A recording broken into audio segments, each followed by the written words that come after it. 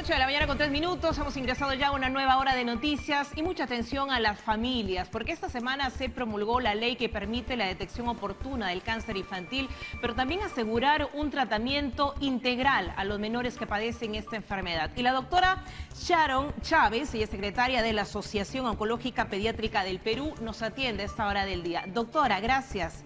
Gracias por la oportunidad. Buenos días, gracias a ustedes. Ayúdenos, por favor, a saber con qué herramienta cuentan los padres, los adultos, para una detección temprana cuando hablamos de cáncer infantil. El cáncer infantil es una enfermedad que lamentablemente se puede confundir con otras enfermedades. Entonces los padres debemos estar atentos de los signos y síntomas tempranos.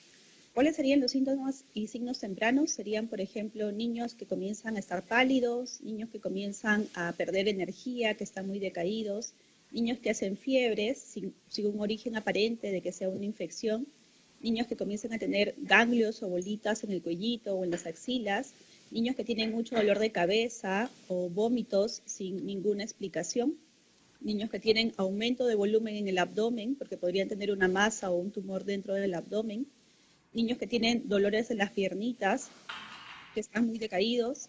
Esos signos y síntomas nos pueden hacer pensar a los padres de que nuestros hijos tendrían algo que podría ser un cáncer infantil.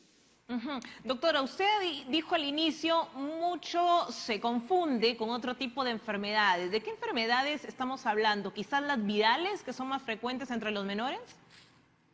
Pueden ser virales, lo que pasa que, por ejemplo, la leucemia, que es la enfermedad o el cáncer más frecuente en los niños, normalmente su comportamiento es fiebre, dolor de huesos, palidez.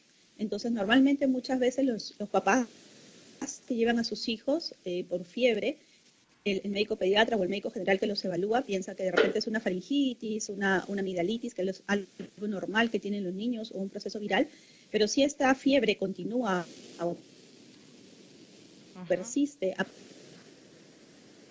pesar del tratamiento que indica en estos niños, deben sospechar de que esa fiebre de repente no es por algo viral o por algo bacteriano y de repente es otra enfermedad como la leucemia que está causando esta enfermedad o esta síntoma en el niño. En términos de prevención para los adultos, doctora, se recomienda una evaluación anual. Por ejemplo, exámenes Papa Nicolau, mamografías, exámenes de próstata, si hablamos de varones. Pero en un niño, cuando estamos hablando a nivel preventivo, ¿cada qué tiempo se le debe hacer exámenes generales a un menor? Nosotros en el carnet de crecimiento tenemos los controles que debemos tener a los niños, ¿no? Tenemos las vacunaciones, que son las vacunaciones de recién nacido, a los 2 meses, a los 4 meses, a los 6 meses, y de ahí tenemos las vacunaciones al primer año. Todos esos periodos de control y de vacunación, los papás obviamente deben llevar a sus hijos. Pero después de que cumple un año, muchos padres ya se olvidan de llevar a sus niños al pediatra o al médico. Entonces, nosotros recomendamos que por lo menos una vez al año el niño sea evaluado por un médico o por un pediatra y que sea un examen físico general. ¿Qué significa un examen físico general? Que debe ser examen desde la punta del pelo hasta los pies.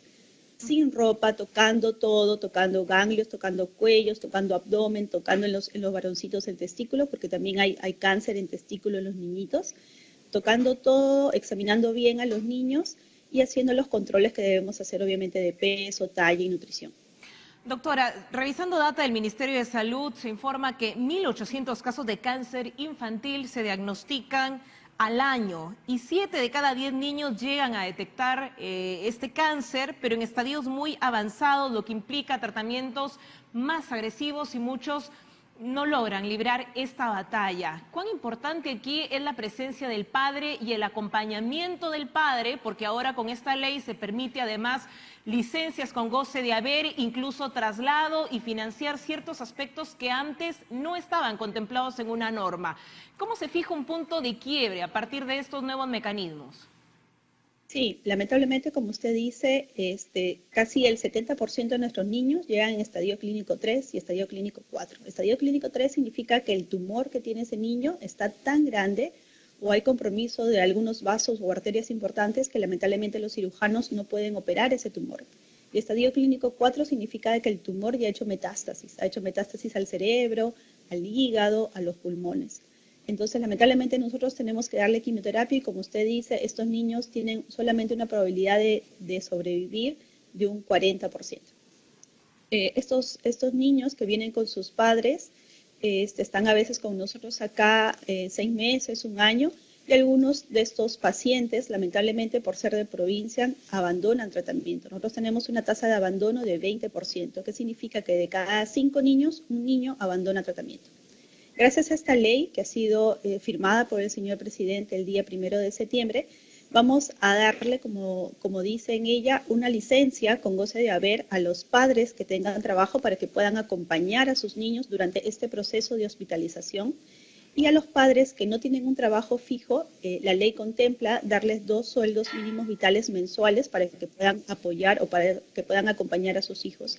Porque realmente es muy penoso a veces los pacientes que nos llegan de provincia, que tienen que sopesar si es que se quedan en Lima para curar a su hijo, pues que regresan a provincia para atender a la familia que dejaron en provincia. Entonces, esta ley de cáncer infantil nos va a ayudar mucho en lo que es el mejor acompañamiento de estos niños, garantizar el tratamiento de estos niños y que puedan cumplir el tratamiento y podamos curar a estos pacientes. Y además lo pone como una emergencia, ¿sí? Lo cual significa que los médicos del nivel 1, los médicos del nivel 2 o el personal de salud del nivel 1 y nivel 2 va a tener mayor acceso o va a ser de forma más rápida la referencia hacia un hospital donde se pueda tratar estos pacientes. Normalmente, según un trabajo que hemos hecho nosotros, hay una demora de 120 días para que un paciente con sospecha de cáncer sea diagnosticado de cáncer. Y eso es lo que queremos cambiar. Eso, 4 meses en espera. Puede ser vital entre la vida y la muerte de un pequeño. Muchas gracias, doctora Sharon Chávez, por estos alcances. Además, una ley que genera un precedente y que va a permitir que muchos pequeños puedan salvarse de esta enfermedad que es muy cruel, además porque los afecta también anímicamente.